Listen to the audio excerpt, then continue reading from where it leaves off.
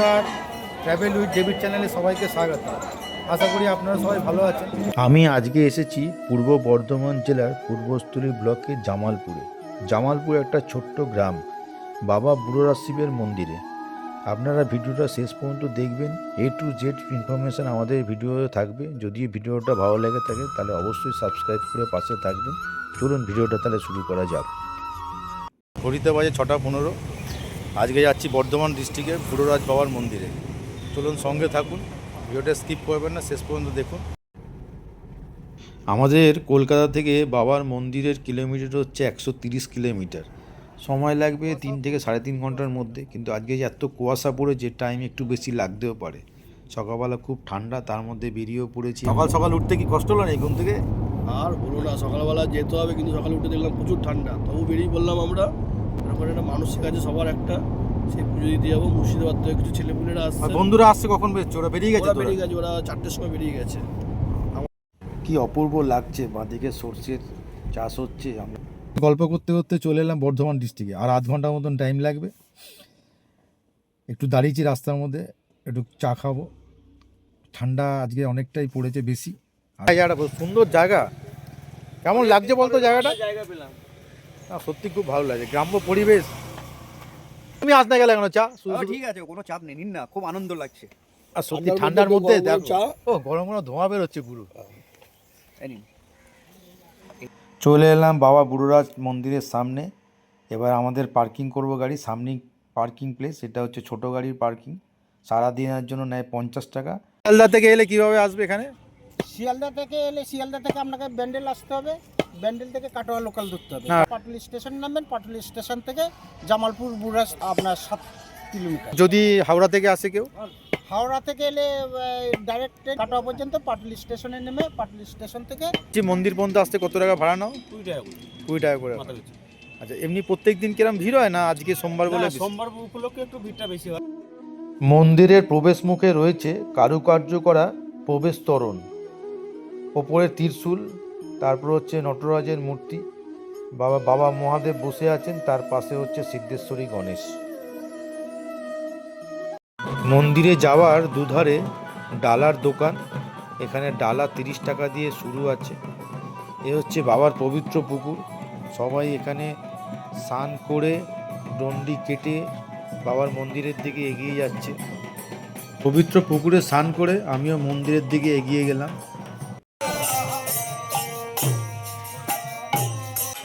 ভগবান শিব ও ধর্মরাজের পুজো একসঙ্গে করা হয়। এই মন্দিরে পুজো দিলে 2 দেবতার কৃপা লাভ করা যায়। এই হচ্ছে বাবার মেন মন্দির, খড়ের চাল, ইটের দেওয়াল। হচ্ছে নন্দী। মন্দিরের ঠিক সামনেই রয়েছে গ্রিল দিয়ে ঘেরা হাঁড়িকাঠ। এই মন্দিরে পশু বলি চালু আছে। এই বলি শক্তির উদ্দেশ্যে বলি দেওয়া হয়। প্রতি বছর শিবরাত্রি ও বুদ্ধ পূর্ণিমার সময় প্রচুর লোকের সমাগম হয়। সবাই বাবার মাথায় জল ঢালতে আসে। মন্দিরের ঠিক পাশেই রয়েছে শতবর্ষ প্রাচীন বিশাল বটবৃক্ষ, যেখানে দর্শনার্থীরা তাদের মনস্কামনা জানিয়ে ঢিল বেঁধে দিয়ে যাচ্ছে। কত বছর ধরে এখানে আছো? কত বছর ধরে এখানে আছো? 25 বছর ধরে আছো মানে?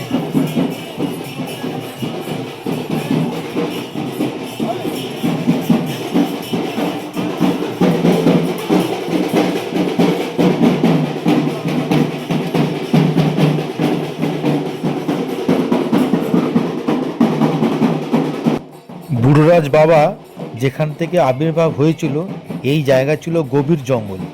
শোনা যায় যখন বৌদ্ধ ধর্মের জোয়ার ভারতের বিভিন্ন স্থানে ছড়িয়ে পড়ে তখনই জামালপুরে শ্রী শ্রী বুড়োরাজ বাবার প্রতিষ্ঠা হয়েছিল। প্রাচীন প্রথা অনুযায়ী আজও অনেকে ধারালো অস্ত্রগুলো সঙ্গে করে নিয়ে আসে। এর মেন উদ্দেশ্য হলো শান্তি কামনা। এই বাবার মন্দিরে পুজো দিলে কঠিনতম ব্যাধি রোগ সেরে যায়।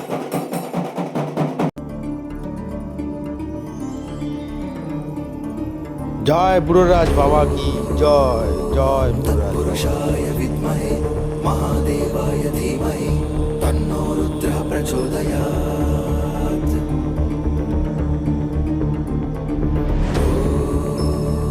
ওম তৎপুরুষায় বিদ্মহে মহাদেবায় ধীমহি তন্নো রুদ্রঃ প্রচোদয়াৎ। মাটির কিছুটা ভেতরে বিরাজ করছে বাবা বুড়োরাজ।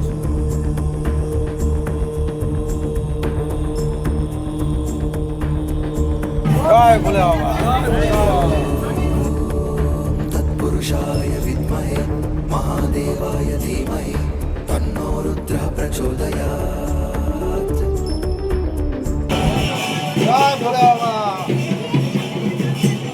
বাবার কাছে পুজো দিয়ে মন ভরে গেছে। সবাইকে ভালো রেখো বাবা, বাবাকে স্নান সুস্থ করাচ্ছে, রেখো। বাবাকে স্নান করাচ্ছে এই দুধ জলটা। এই যে স্নান করাচ্ছে সেই জল আমাদের দিবে। মন্দিরের পাশেই আছে গোপাল ঠাকুরের মন্দির। নিঃসন্তান দম্পতিরা বাবাকে পুজো দিয়ে তাদের মনস্কামনা জানায়, সন্তান লাভের আশায়। মনস্কামনা জানিয়ে ঢিল বেঁধে দিয়ে যাচ্ছে। মনস্কামনা পূরণ হলে গোপাল এনে এই মন্দিরে রেখে যায়।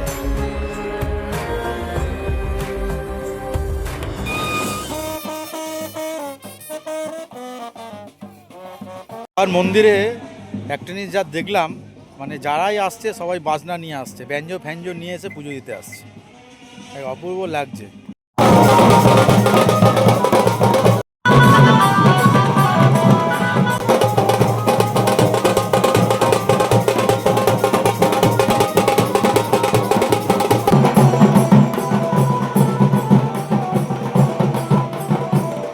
বলছি এখানে মন্দিরে মেন উৎসব কবে হয়? এটা বৈশাখ মাসে হয়, বুদ্ধ পূর্ণিমায়। ওইখানে তো সন্ন্যাসী হয় অনেক, প্রায় 1 লাখের মতন সন্ন্যাসী হয়। তারপরে বুদ্ধ পূর্ণিমার দিনকে এবার পাবলিক যাত্রী আসে পাঁঠা বলি দিতে।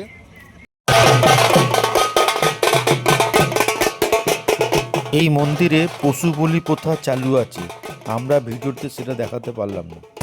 খুব সুন্দর পুজো দিলাম। একটু খাওয়া দাওয়া অ্যারেঞ্জমেন্ট করা হয়েছে এখন, যেহেতু সবাই বাইরের থেকে এসছে, মুর্শিদাবাদ থেকে এসছে, আমরা কলকাতা থেকে গেছি, আর একটা গ্রুপ এসছে বর্ধমান থেকে, সবাই একসঙ্গে হয়েছি বন্ধুরা, দিয়ে একটু খাওয়া দাওয়া না হলে হবে না।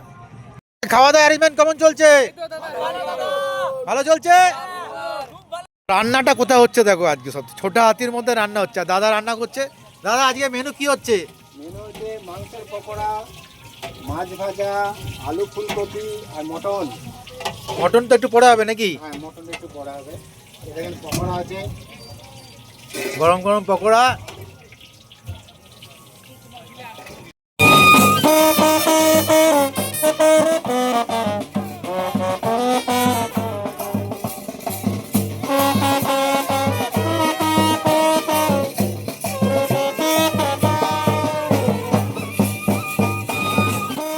এটা হচ্ছে পার্কিং প্লেস।